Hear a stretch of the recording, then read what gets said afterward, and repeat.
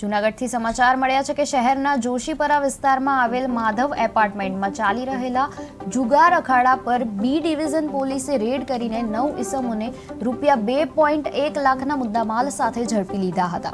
બાતમી મળતા જ માહિતીના આધારે બી ડિવિઝન પોલીસની ટીમે નાયબ પોલીસ અધિક્ષક પાસેથી ખાસ વોરંટ મેળવી આદર્શનગર 1 સોસાયટીના ફ્લેટ નંબર 304 ખાતે રેડ કરી હતી।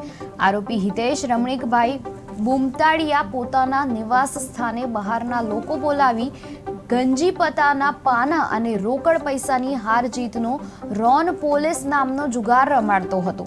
પોલીસે ઘટના સ્થળેથી રૂપિયા 75,000ની રોકડ રકમ, 7 મોબાઈલ ફોન કિંમત રૂપિયા 30,500 અને 5 મોટરસાઇકલ કિંમત રૂપિયા 1,05,000 મળીને કુલ રૂપિયા 2,01,220નો મુદ્દામાલ જપ્ત કર્યો છે।